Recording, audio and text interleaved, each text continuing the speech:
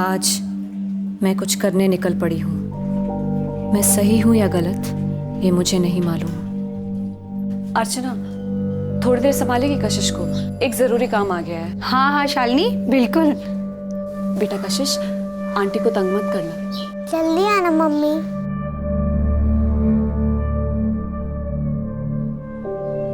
मैं वापस आऊंगी या नहीं ये भी मुझे नहीं पता।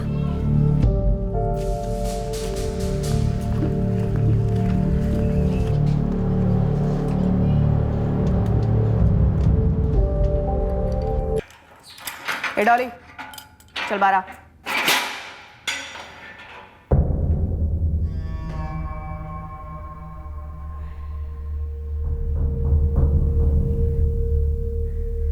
आज जो करने जा रही हूं ये मुझे सालों पहले करना चाहिए था।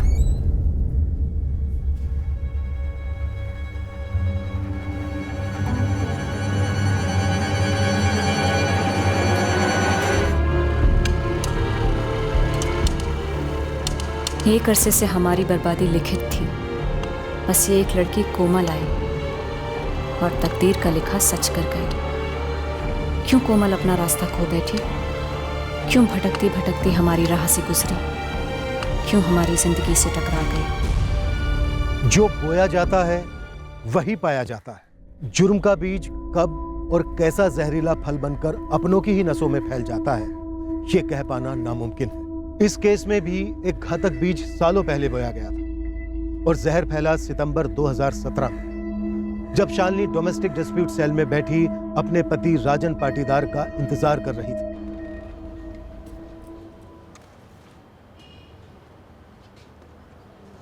आज फिर लेट है तुम्हारा पति शालिनी।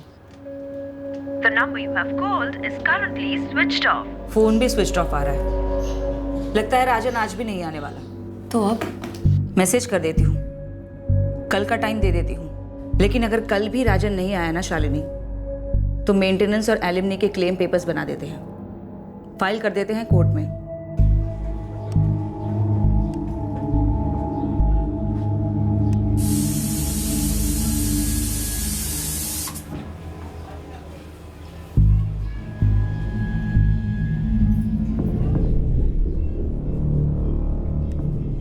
शालिनी का पति राजन अब उसे कभी नहीं मिलने वाला था।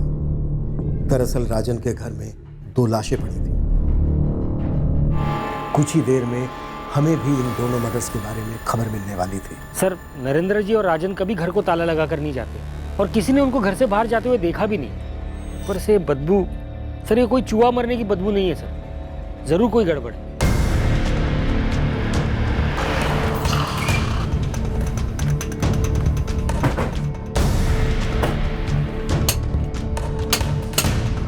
नरेंद्र जी रिटायर्ड बुजुर्ग हैं, मोबाइल फोन नहीं रखते और उनके बेटे राजन का फोन स्विच ऑफ आ रहा है सर। मैं राजन की दुकान पे भी गया था सर, वो कल से वहां पर भी नहीं आया। रिश्तेदार है इनका कोई?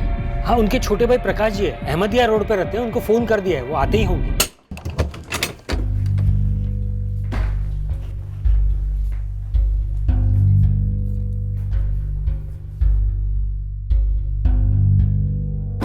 सर यहाँ कुछ तो हुआ है।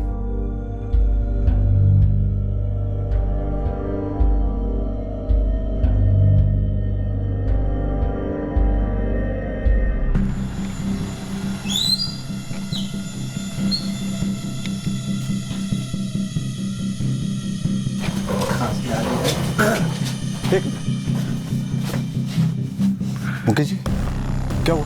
पता नहीं, पर कुछ ठीक नहीं लग रहा। पुलिस गई है अंदर।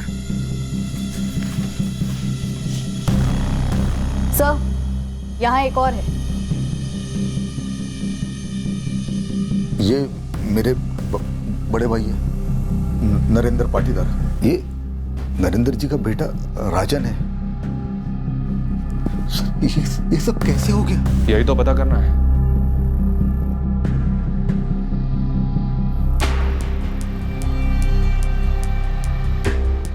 घर में कैश था जिसे छुआ तक नहीं गया, पर क्राइम सीन को लूट का रंग जरूर दिया गया। विक्टिम्स के घर के बाहर खड़ी दोनों मोटर बाइक्स ने भी हमारे शक का एंटीना आ गया कि कौन घर में दाखिल हुआ होगा और ये डबल मर्डर किया हो। ये दोनों बाइक्स बाप बेटे की हैं? सर, ये वाली राजन भैया की है और ये पता नहीं। मोहल्ले में ऐसा कोई है जो अपनी बाइक यहाँ पार्क करता है? सर मुझे तो नहीं लगता, पर पता करता हूँ। जल्दी पता करो। सर शराब की बोतल तकरीबन खाली है, पर कोई ग्लासेस नहीं मिले हैं। खाने की कोई प्लेट्स वगैरह नहीं मिली? नहीं सर, शायद एक से ज्यादा हत्यारे थे, जाने से पहले सब कुछ साफ करके चले गए। या फिर सर सिर्फ यही दोनों मर्द रहते थे इस घर में। हो सकता है खाना ही ना बना, बाप बेटे का घर से बाहर जाकर खाने का प्लान हो, या फिर कुछ और।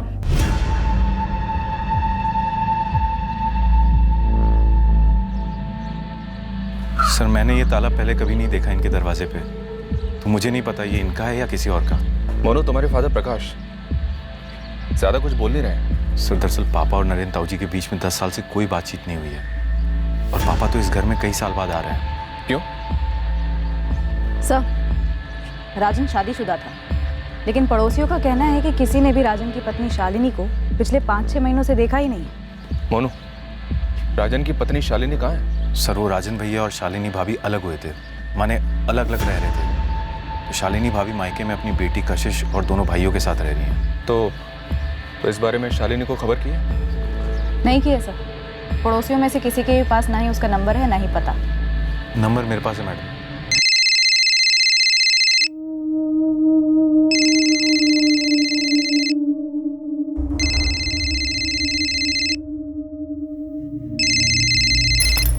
हेलो, शालिनी पाटीदार जी बोल रही हूँ। मैं assistant sub inspector Devika Sahu बोल रही हूँ, तुम्हारे पति राजन के घर से। बात क्या है जी? तुम्हारे पति राजन और ससुर नरेंद्र दोनों की हत्या हुई है। शालिनी, कैसे? कब हुआ ये?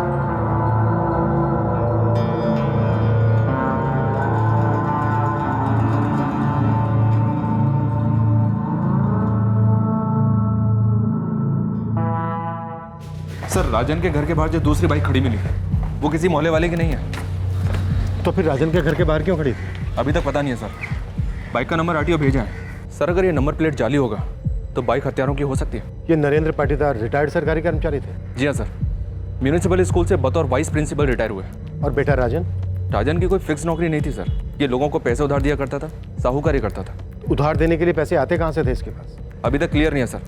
वैसे मोहल्ले वालों का कहना है कि बाप नरेंद्र के पीएफ के पैसों से इसने एक दुकान खरीद रखी थी, ये वहीं से साहूकारी करता था। और राजन की पत्नी शालिनी? शिनाख्त के लिए गई सर। राजन पाटीदार ब्याज पर पैसे देता था, तो कहीं लेन देन की गड़बड़ी में तो इसका मर्डर नहीं हुआ है, या फिर कोई पर्सनल एंगल है? सर राजन की बॉडी पर 11 स्टेप्स हैं, एक से एक गहरे।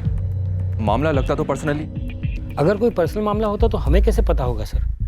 सर इन दोनों का ज़्यादा किसी से मेल मिलाप नहीं था, और नरेंद्र जी के रिटायर होने के बाद में वो पूरा दिन घर पे ही होते थे, और सुबह शाम यहाँ कुर्सी पर बैठकर वो धूप सेका करते थे।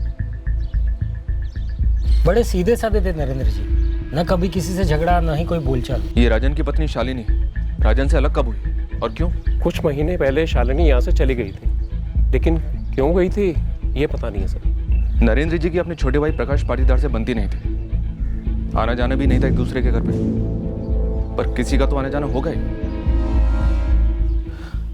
अच्छा, नरेंद्र जी के घर पे कोई काम वाली भी नहीं आती थी क्या? सर एक है, कभी कभार देखा है उसको यहाँ आते जाते हुए। उसका नाम बाबूराम है।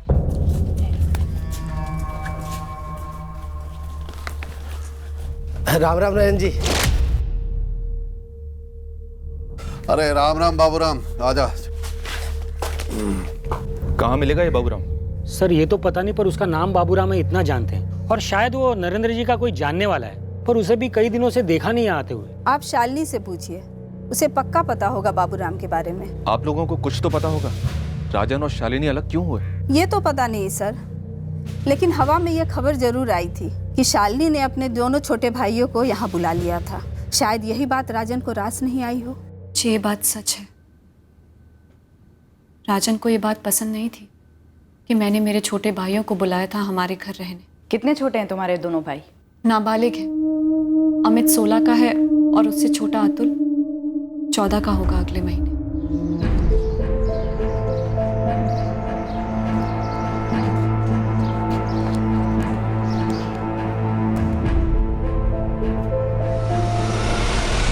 बहुत भयंकर तरीके से हत्या हुई तुम्हारे पति और ससुर की। कुछ अंदाजा है क्यों हुआ ऐसा? किसी पर शक है? क्या बताऊं सर, मैं तो वहां थी भी नहीं।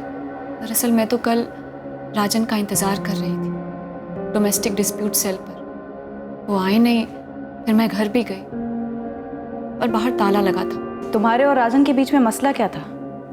सिर्फ इतना ही कि राजन अपने घर में तुम्हारे दोनों छोटे भाइयों को रहने नहीं देना चाहता था? जी, मेरे छोटे भाई नाबालिग हैं अभी, उन्हें मेरी जरूरत है, लेकिन ये बात राजन कभी समझते ही नहीं थे।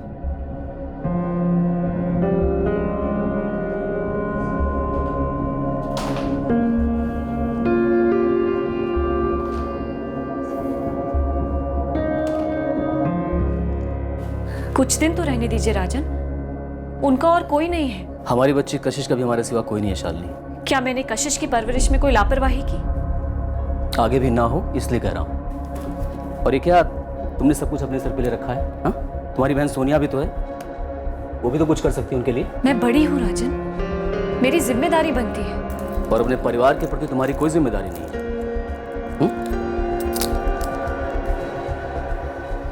देखो शालिनी, बहुत हो गया।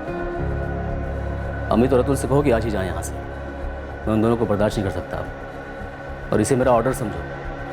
और आज के बाद इस पर कोई बहस नहीं होगी। तुम्हारी बहन सोनिया, वो कहाँ रहती है? यहीं भोपाल में, पर वो बेचारी तो अपनी तकलीफों से जूझ रही है।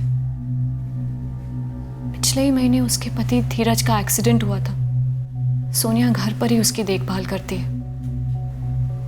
ऐसे में अमित और अतुल को कैसे भेजती मैं उसके पास?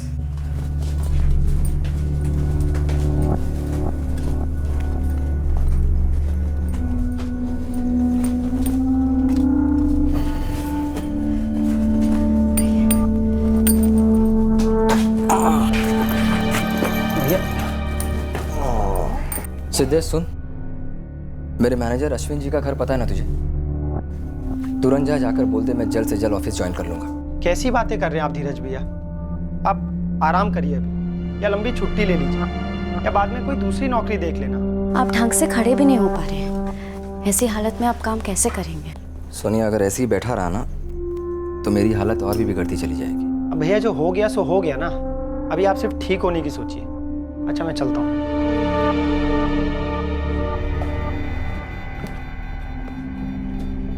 मेरे सामने राजन ने कोई रास्ता ही नहीं छोड़ा था, इसीलिए मैं मजबूरन कशिश को लेकर अपने मायके चली गई, अमित और अतुल के साथ। तुम्हारे मायके में तुम्हारे माँ बाप नहीं है? मेरे पिताजी मेरी माँ को काफी समय पहले छोड़कर चले गए थे, याद भी नहीं कब। मैं बहुत छोटी थी शायद। और माँ? माँ भी कुछ महीनों पहले अचानक से छोड़कर चली गई, बिना कुछ बोले। कोई तो कारण होगा। मेरी माँ बहुत ज्यादा मायूस रहती थी, कुछ बोलते ही नहीं थी कि क्या चल रहा है उसके दिमाग में। बस एक दिन उठकर चली गई।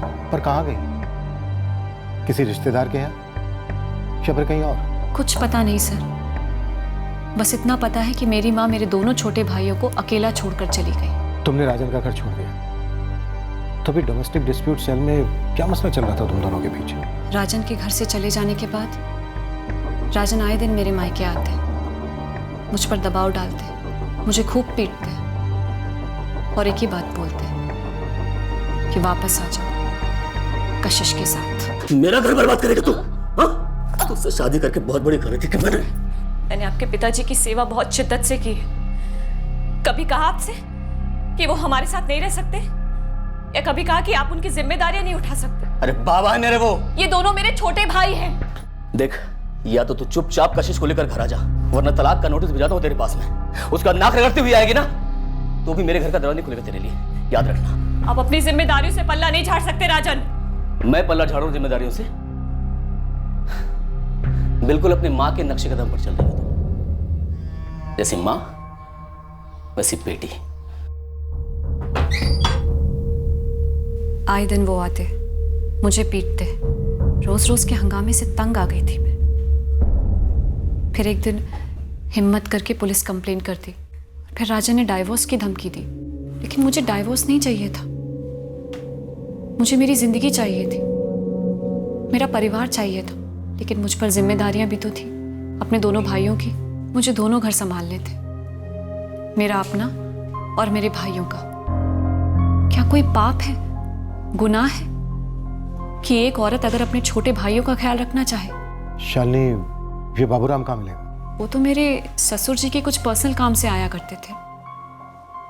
मेरे जाने के बाद अगर उन्हें रखा गया होगा तो मुझे नहीं पता, वरना 7 महीने पहले तक तो घर का सारा काम मैं ही करती थी। हर काम खुशी खुशी करती थी, किसी को शिकायत का मौका नहीं देती थी। मेरी बेटी, मेरे पति, ससुर जी, सबका ख्याल रखती थी।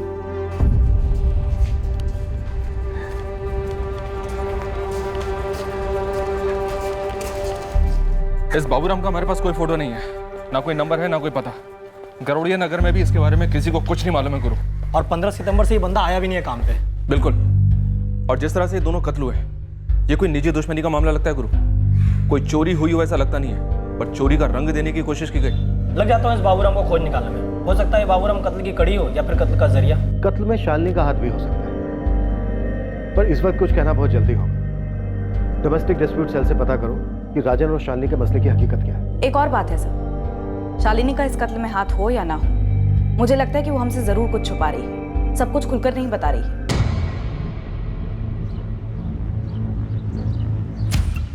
लोग झूठ बोल सकते हैं, सच को छिपा सकते हैं, पर सच के पदचिन्ह सामने दिख ही जाते हैं और झूठ के दरवाजे तक ले ही जाते हैं। सर, हमने राजन पाटीदार के फोन का पासवर्ड क्रैक कर लिया।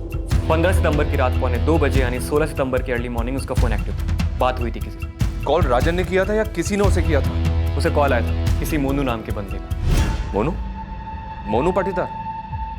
ये मोनू पाटीदार तो विक्टिम का चचेरा भाई है, और उसने तो हमें कुछ नहीं बताया। हाँ सर, आप सही कह रहे हैं। मेरी 15 सितंबर की रात को राजन भैया से बात हुई थी, लेकिन एग्जैक्ट टाइम वो मुझे याद नहीं है सर।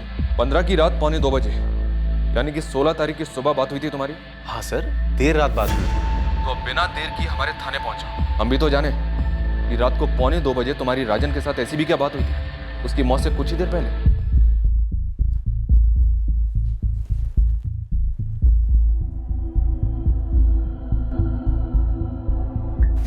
17 सितंबर की डेट दी थी मैंने राजन पाटीदार को कि आए यहाँ और अपना जो भी फैसला है हमें बता दें, डिवोर्स लेना है या सुलह करनी है। और इस आखिरी फैसले के पहले ही राजन का मर्डर हो गया, और उसके पिता नरेंद्र का भी। ऐसा है ना देविका, मैं पक्का तो नहीं बोल सकती कि इस डबल मर्डर में शालिनी का हाथ है या नहीं, लेकिन हाँ 17 सितंबर को शालिनी यहीं बैठी थी राजन का इंतजार करते हुए। अब वो ड्रामा कर रही थी या सच में इंतजार कर रही थी, ये बताना मेरे लिए बहुत मुश्किल है। आखिर मैं एक काउंसलर हूँ, जासूस नहीं। वंदना, आपको क्या लगता है, क्या राजन शालिनी से सच में डिवोर्स लेना चाह रहा था या सुलह करना चाह रहा था? सच बोलूँ ना तो मुझे ये राजन का कैरेक्टर बिल्कुल समझ में नहीं आया, और ना ही ये समझ में आया कि शालिनी के माइंड में क्या चल रहा है। क्यों? ये केस हमारे पास बतौर कंप्लेंट आया था शालिनी की तरफ से कि राजन उसे मारता है, और जब मैं इन दोनों को साथ में बिठाकर यहाँ सुलह करवाने की कोशिश कर रही थी तब राजन ने कह दिया कि उसे डिवोर्स चाहिए। ठीक है, बहुत हो गया, इस बात को यही खत्म करते हैं। मैं तलाक के लिए राजी हूं। अगर दोनों का यही फैसला है तो बिना लड़ाई झगड़े के कर देते हैं डिवोर्स। क्यों शालिनी? मैंने अभी तक डाइवोर्स का नाम तक नहीं लिया। मुझे नहीं चाहिए डाइवोर्स। तो और क्या चाहिए तुझे? हाँ, दोनों की सवारी करेगी, एक तरफ अपने मायके की चाकरी करेगी और दूसरी तरफ मैं अकेला सड़ता रहूंगा, ना शादी का सुख ना औलाद का सुख। मैं घर लौटने को तैयार हूं। पहले राजन ने एकाएक डिवोर्स की बात करके चौंका दिया, और फिर शालिनी जो हमारे पास घरेलू हिंसा की फरियाद लेकर आई थी एकदम से उसके साथ घर लौटने को तैयार हो गई क्योंकि राजन ने डिवोर्स की बात कही। शायद यही वजह रही होगी। बात यहीं पर खत्म नहीं होती। जब राजन से मैंने कहा कि डिवोर्स के बाद कितने खर्चे होंगे एलिमनी और मेंटेनेंस को लेकर, तो फिर से पलट गया। कहा कि मुझे मंजूर है शालिनी मेरे साथ घर लौटे। 17 सितंबर को फुल एंड फाइनल करना था कि डिवोर्स चाहिए या साथ में रहना है, लेकिन उसके पहले ही मर्डर हो गया। अब बात हो ही रही है तो एक बात और बता दूं, मुझे हमेशा ही डाउट रहा है कि शालिनी की अपने पति के घर छोड़ने की वजह कुछ और ही है। मतलब अपने भाइयों की देखभाल करने के अलावा कोई दूसरी वजह? हाँ, मेरे पास इस बात का कोई पक्का सबूत तो नहीं है, लेकिन मुझे लगता है इस पति पत्नी के बीच कोई और है। शालिनी का या राजन का? राजन। मोनू, तूने हमें इस कॉल के बारे में क्यों नहीं बताया? तूने राजन को रात को 1:45 बजे फोन किया और पोस्टमार्टम रिपोर्ट के हिसाब से राजन का कत्ल सुबह 5:30 से 6:30 के बीच हुआ। मोनू, कत्ल के पहले राजन ने किसी के साथ बैठकर काफी शराब पी थी। क्या वो तू था? बिल्कुल नहीं सर, मैं तो घर पे था, घर ही से फोन किया था। रात के 1:45 बजे या तो कोई इमरजेंसी में फोन करता है या फिर ब्रेक में। सर वो मैंने राजन भैया को इसलिए फोन किया था ये बताने के लिए कि मैं उनसे 3 लाख का लोन लेने के लिए तैयार हूँ। और ये रात को 1:45 बजे कहने की जरूरत क्यों पड़ी? सर उसके एक दिन पहले 15 की शाम को राजन भैया मेरी दुकान पे आए थे और ये ऑफर की बात तो एक अरसे से हम करते आ रहे थे। कैसा ऑफर? यही सर कि राजन भैया मेरे लिए पैसों का इंतजाम करने वाले थे लोन के लिए। और राजन ये इंतजाम कैसे करने वाला था? घर बेच के। तो क्या सच में घर बेच रहे हो आप? अब अच्छा ऑफर मिल रहा है तो क्या करूं? देख, दुकान तो है ही है, वहीं ऊपर एक कमरा बना दूंगा, बाबूजी वहां शिफ्ट हो जाएंगे और मैं नीचे दुकान में, और घर का पैसा डाल दूंगा रोलिंग में, ऐश करूंगा। और शालिनी भाभी और कशिश वो दोनों वापस नहीं आ रहे हैं क्या? उनकी छोड़, काम की बात कर। तुझे नई दुकान डालनी है ना, यही सही मौका है। मैं तुझे बैंक से भी कम ब्याज पे लोन दूंगा, तेरा भी काम आसान हो जाएगा, मेरा ही फायदा। मैं सोच के बताता हूँ भैया। सोच, लेकिन ज्यादा मत। गरम पैसा हमेशा हाथ में नहीं रहता, सब लोन मांग रहे हैं। अब तू तो अपना खून है, तेरा फायदा मेरा फायदा, मतलब इससे अच्छा आइडिया क्या हो सकता है? घर का पैसा घर में ही रहेगा ना। मैं ही हिचकिचा रहा था क्योंकि मैंने सुन रखा था राजन भैया के तरीकों के बारे में। कैसे तरीके? सर राजन भैया कोई लोन की किस्त देने में एक दिन भी लेट करता ना तो उसको बहुत जलील करते, खूब खरी खोटी सुनाते, तू तड़ाक में बात करते, गिरवी में कोई ना कोई सामान उठवा लेते। मुझे ये सब में नहीं पड़ना था, लेकिन कम ब्याज का लालच था तो बस मैं रात में सोचने बैठा और फोन लगा दिया उन्हें। सर यकीन कीजिए मेरा, मैं झूठ नहीं बोल रहा हूँ। राजन घर कैसे बेच रहा था और शालिनी को ये बात पता थी कि राजन घर बेच रहा है? इन दोनों के बीच सुलह होने वाली थी, डिवोर्स। ये सब मुझे कैसे पता होता सर?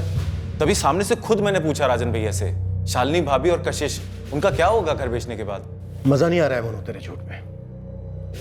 चल अब सच बोल दे, तेरे नरेंद्र ताऊ और राजन भैया को किसने मारा? सर मुझे कैसे पता होगा सर? आप मेरे मम्मी पापा से पूछे। आप वो जो फोन लोकेशन निकालते हैं ना सर, फोन लोकेशन निकालिए, आपको मेरे घर की लोकेशन मिलेगी। तुझे पता है हम फोन की लोकेशन भी निकालते हैं। सर टीवी पे हर क्राइम शो में तो वही दिखाते हैं ना। और ये भी दिखाते हैं कि शातिर से शातिर क्रिमिनल आखिर में पकड़ा ही जाता है। सर मैं कोई क्रिमिनल विमिनल नहीं हूँ सर, मैं उस रात घर पे था, पूरी रात घर पे था सर। झोल है। जी हाँ सर। सर क्या वाकई में ऐसा हो सकता है कि राजन घर बेचने वाला हो, शालिनी को इसकी भनक तक ना हो? मुझे लगता है यहाँ कुछ लोग बहुत कुछ बोल नहीं रहे। अगर राजन का इरादा सच में घर बेचने का था सर, तो इस बारे में उसने किसी से तो बात की होगी, कोई तो घर खरीदने वाला भी होगा। और घर बेचने से शायद किसी को आपत्ति भी हो सकती है। शालिनी या फिर राजन के फादर नरेंद्र, क्या उनके जिंदगी भर की कमाई थी ये घर? सर मोनू के फादर प्रकाश और राजन के फादर नरेंद्र दोनों सगे भाई थे, पर दोनों में रंजिश थी। 10 साल से दोनों बात नहीं कर रहे थे। घर नरेंद्र ने खुद बनाया था या फिर पुश्तैनी था? और अगर पुश्तैनी था तो फिर ये घर ही मसला रहा होगा दोनों भाइयों के बीच। सर कमाल करते हो आप सर, मैं साफ साफ बोल चुका हूं जो बोलना था। मैंने कुछ नहीं किया है सर, मुझे जाने दीजिए ना।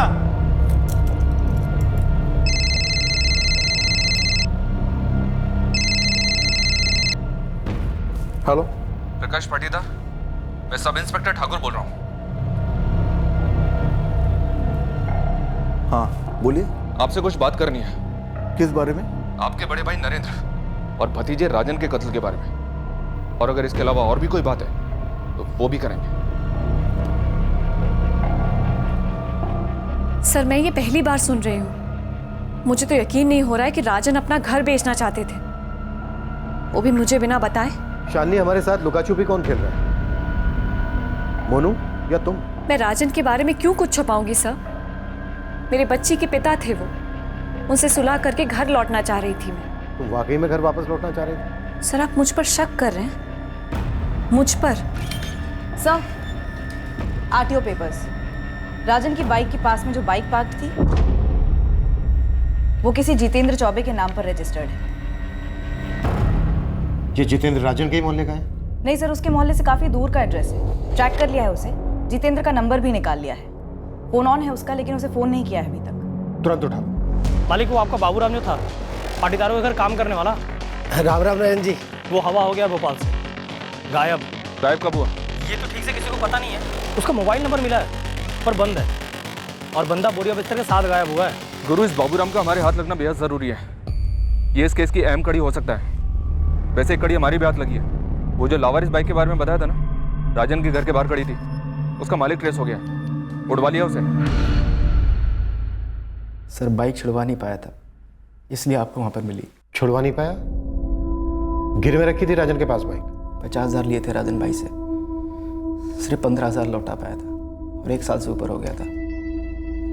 जब नहीं लौटा पाया था तो राजन भाई चढ़ गए मेरे ऊपर। राजन भाई बाइक लेकर मत जाओ, मेरी खटिया खड़ी हो जाएगी। राजन भाई मैं ऑफिस जाता हूँ इस पर। ऑफिस जाता ना तो महीने के आखिर में सैलरी मिलती होगी तुझे, घर भी चलता होगा उसी से, गाड़ी में पेट्रोल भी डालता है। इन साले किस्त तो बहुत दूर की बात है, सही ढंग से ब्याज भी नहीं लौटा पाया तू अभी तक। लौटा दूंगा। लौटा दे, तुझे बाइक लौटा दूंगा। 6 महीने हैं तेरे पास, पूरे पैसे मुझे मिल गए तो ठीक है, नहीं तो बेच दूंगा इसे। राजन भाई ऐसा मत करो राजन भाई। शेर बकरी से दोस्ती कर लेगा तो घास खाने के दिन आ जाएंगे। पैसे लेके आ, बाइक लेके जा। किस मुंह से उन्हें रोकता साहब, मैं बताओ। 4 महीने तक कुछ नहीं दे पाया, बाइक वहीं पड़ी रही। और तू वहां पहुंचा 15 सितंबर की रात को। गुस्से में आकर तूने राजन को मार डाला, और साथ में उसके बूढ़े बाप को भी। साथीदार कौन था तेरा? जो दूसरा देनदार? ये सब क्या बोल रहे सर आप? मैं ईमानदार आदमी हूँ, ईमानदारी से अपना काम करता हूँ। मैंने ना अपनी बहन की शादी के लिए 50,000 रुपये लिए थे राजन भाई से, क्योंकि मेरी उनसे पुरानी जान पहचान थी, और मैंने आज तक कोई गलत काम किया ही नहीं है। चुप रहना भी गलत काम होता है जीतू। तेरी ये बाइक की तस्वीर भोपाल के हमने हर अखबार में छापी थी। ऐसा हो ही नहीं सकता कि तूने देखी ना हो। देखी थी। फिर भी चुप रहा, क्योंकि चोर की दाढ़ी में तिनका। कोई तिनका उनका नहीं था सर, मैं डरा हुआ था। आप लोगों ने बाइक की तस्वीर ऐसे छापी थी जैसे बाइक का मालिक ही खूनी हो। मैंने ये सोचा कि मैं सामने से जाऊंगा, मेरी लग जाएगी। तो अब क्या कम लगेगी तेरी? सर मैं एक सीधा आदमी हूँ, मेरी एक गलती कि मैं लोन नहीं लौटा पाया, लेकिन मेरा लौटाने का इरादा पक्का था और लौटा भी देता। राजन भाई जब बाइक लेकर गए थे ना, थोड़ा दुख हुआ था, तकलीफ हुई थी, लेकिन वो तो अपनी जगह गलत नहीं थे। मेरी कोई रंजिश थोड़ी थी राजन भाई के साथ। रंजिश गलत शब्द है। खटास से हमारे बीच खटास। वजह? जमीन। राजन जो घर बेच रहा था, पूछता नहीं था? सर पहली बात तो मुझे मालूम ही नहीं था कि वो घर राजन बेच रहा है कि नहीं। कैसे मालूम होगा? और दूसरी बात, वो पुश्तैनी नहीं था। नरेंद्र भाई साहब ने खुद अपनी कमाई से खरीदा था। तो फिर कौन सी जमीन का मसला था? पुश्तैनी खेत। नरेंद्र भाई साहब थोड़े अड़ियल किस्म के इंसान थे। बड़ा साहब ने बस रख लिया, छोटा मुझे दे दिया, जबकि जरूरत ज्यादा मुझे थी। बात पुरानी है, लेकिन गुस्सा तो बना रहा। लेकिन राजन और मोनू में बनती थी। वो एक दूसरे से मिलते थे, बात करते थे, पर उनमें क्या बातें होती थी वो मुझे पता नहीं। पर राजन घर बेच रहा है ये बात सिर्फ मोनू को पता थी, शालिनी को भी नहीं। ऐसा कैसे हो सकता है? सर आप मोनू पर शक कर रहे हो?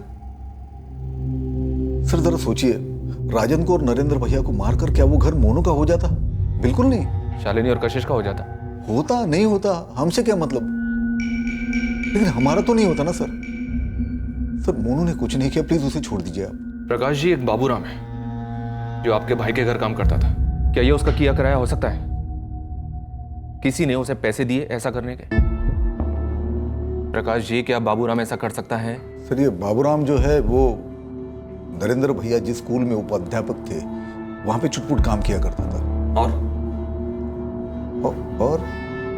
और मैं कैसे बता सकता हूं कि उसी ने नरेंद्र भैया का खून किया नहीं किया? हो भी सकता है, नहीं भी हो सकता है, लेकिन मोनू ने नहीं किया। आप मोनू को छोड़ दीजिए प्लीज। अगर बाबूराम ने ये किया है तो किसके कहने पर किया होगा? किसके लिए किया होगा? उसकी किसी के साथ कोई पुरानी दुश्मनी, कोई भड़ास? पता नहीं अब वो कहाँ, गुस्से में घर छोड़कर चली गई थी। शालिनी के साथ हमारी बात हो रही है, वो अपने मायके में ही है। शालिनी नहीं, मैं रानी भाभी की बात कर रहा हूँ, नरेंद्र भाई साहब की पत्नी। वो जिंदा है?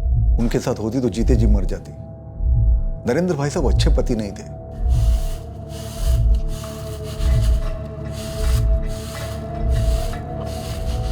किसी ने भी हमें नरेंद्र पाटीदार की पत्नी रानी के बारे में ऐसा कुछ तो नहीं बताया? क्यों? क्योंकि उसके बारे में किसी को पता ही नहीं होगा। राजन जब 4-5 साल का था तब रानी भाभी घर छोड़कर चली गई थी, 25 साल पहले। इतने छोटे बच्चे को छोड़कर चली गई? वरना उन्हें दुनिया छोड़नी पड़ती थी।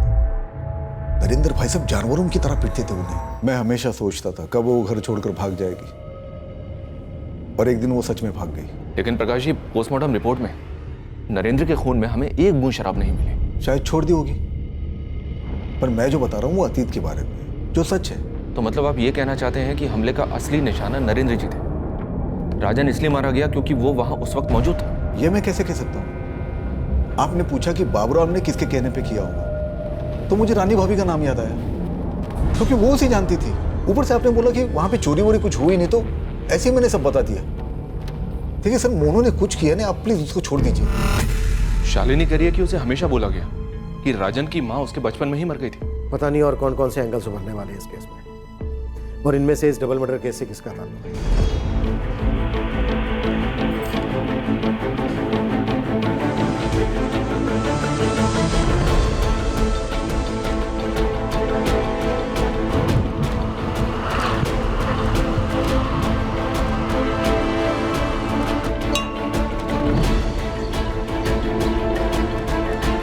मुझे माफ कर दो भगवान, मुझे माफ कर दो। राजन पाटीदार के फोन रिकॉर्ड्स आ गए। इनमें से 3 औरतों से वो रेगुलर टच में थे, महिमा शुक्ला, पूजा जैन और नैना प्रजापति। पिछले 8 महीने में लगभग रोज राजन की बातें इन तीनों से होती थी, कभी कभी तो कई घंटों तक, पर इनमें से किसी का भी नाम सामने नहीं आया है। यहाँ काफी कुछ ऐसा है जो हमसे छिपाया जा रहा है। इस घरेलू झगड़े को काउंसलर तक ले जाने के कारण भी मुझे गड़बड़ लग रही है। माजरा कुछ और है और पेश कुछ और किया जाता है। फिर तो इस डबल मर्डर की प्लानिंग काफी पहले से हुई होगी सर। कम से कम एक मर्डर की तो हुई होगी, दूसरा कत्ल हो गया होगा। अमित, अमित, कब समझेगा तू अमित? कब समझेगा? जहर है ये, जहर। तेरी देखा देखी अगर अतुल को भी ये लत लग गई तो ऐसे ही चाहता है तू? देख अमित, हमें हमारी जिंदगी बेहतर बनानी है। अब जैसी भी है इससे ऊपर उठना है। तुझे क्या लगता है जो तूने और अतुल ने झेला, भुगता, वो मैंने और सोनिया ने नहीं देखा? पर हमें अब वो सब भुलाना होगा, उन यादों के दलदल से बाहर निकलना होगा, लेकिन इस तरह से नहीं जैसे तू कर रहा है, सही तरीके से मेरे भाई।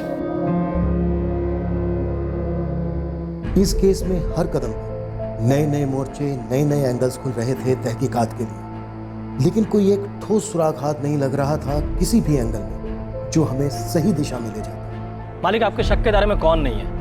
मतलब संदिग्धों का पूरा गुच्छा है, चाबियों के गुच्छे की तरह। एक तो ये राजन का कजन मोनू, फिर उसके 25 साल पहले की माँ रानी पाटीदार जो सालों पहले गायब हो गई थी, फिर उसके लाइफ में ये 3 देवियाँ, महिमा शुक्ला, पूजा जैन, नैना प्रजापति, और मास्टर चाबी शायद हमारे पास एक ही, नौकर बाबूराम। सर, मुझे ऐसा लग रहा है कि इन सभी एंगल्स के बीच में हमसे कुछ छूट रहा है, कुछ अनदेखा हो रहा है, या कुछ ऐसा जो पकड़ में नहीं आ रहा है। ये शालिनी की माँ, उसका क्या?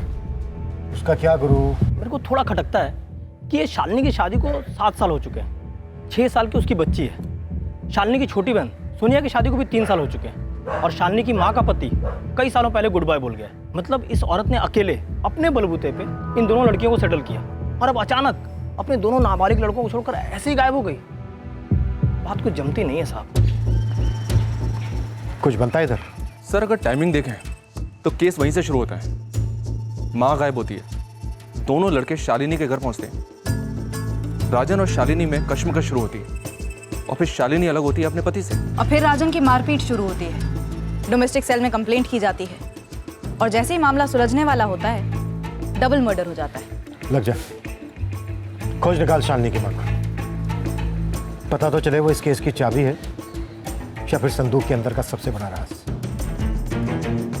संदिग्धों की लिस्ट बढ़ती जा रही है, हमारे पास कई एंगल्स हैं, लेकिन अब इस केस में एक नया पहलू सामने आने वाला था। कोमल महतो था उस लड़की का नाम, जो थी तो एक अतीत के केस में शामिल, पर अब हमारी तहकीकात में एक महत्वपूर्ण पड़ाव साबित होने वाला है। हमने नहीं सोचा था कि शालिनी की मां का इस केस से कोई ताल्लुक होगा, पर हम गलत थे। शालिनी और राजन भले हाल ही में अलग हुए थे, पर इस दूरी की जड़ जुर्म का वो बीज था जो शालिनी की मां ने बोया था। सही वक्त पे सही जगह उंगली रखिए साहब। हाथ में क्या है गुरु? यही कि ये शालिनी की माँ कोई गायब वायब नहीं है। मतलब शालिनी झूठ बोल रही है? कहाँ है शालिनी की माँ? आपके चौखट पे ही बैठी है साहब। मैडम अंदर है, रेवड़ी चौक थाने के लॉकअप में बंद है। अरे ओ आशा, अरे सुन रही है क्या? अरे हम कह दिए हैं तो क्या हुआ, जानवर तो नहीं है ना? अरे सूखी रोटियां तो ना खिलाया कर बहना। मैं पैसे दूं क्या खाना मंगवाने के लिए? तेरे हराम के पैसे तू रख अपने पास। तू जैसी गिरी औरत को सूखी रोटी तो क्या, भूसे की रोटी में नहीं देनी चाहिए। डॉली जायसवाल नाम है शालिनी की माँ का। फरवरी 2017 में पुलिस को टिप मिली थी डॉली के खिलाफ। धर दबोचा उसे। चार्ज 370। Human trafficking. जी साहब, इस डॉली ने एक लड़की अगवा की थी और उसे धंधे पे चढ़ाया था। अपने घर से बिजनेस कर रही थी। सालों से इसका यही पेशा है साहब। लड़कियां खरीदती है, बेचती है और धंधे पे लगाती है। क्या पता कैसे हमारे रडार से इस शालिनी का बैकग्राउंड छूट गया। शालिनी ने हमारे रडार से बाखूबी छुपाया इसे। पर डॉली के बैकग्राउंड का राजन पाटीदार और नरेंद्र पाटीदार के कत्ल से कनेक्शन क्या बनता है गुरु? बन सकता है मालिक। कोई लीड है? मेरा एक हिस्ट्री शीटर दोस्त है फैजल। डॉली ने उसे लॉकअप में बुलाया था अभी पिछले महीने अगस्त में। सलाम डॉली जी।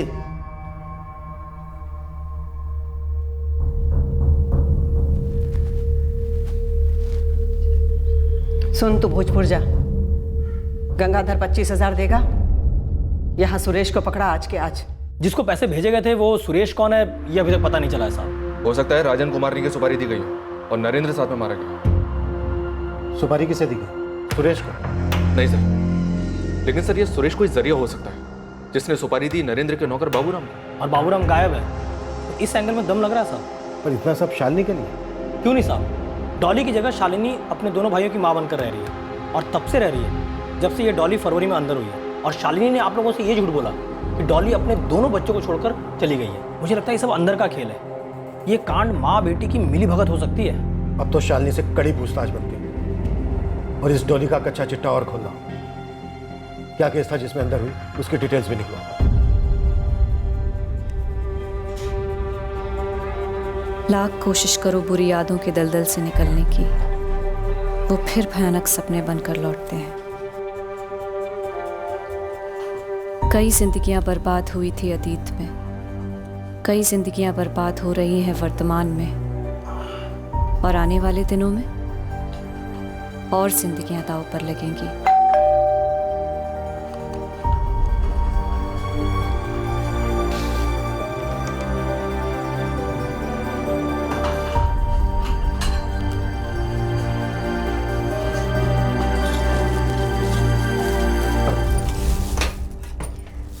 तुझे राजन जीजा जी को छोड़ना नहीं चाहिए था दीदी। मुझे पता नहीं था कि उन्हें जान की कीमत चुकानी पड़ेगी। तुझे लगता है कि माँ ने ये सब कराया है?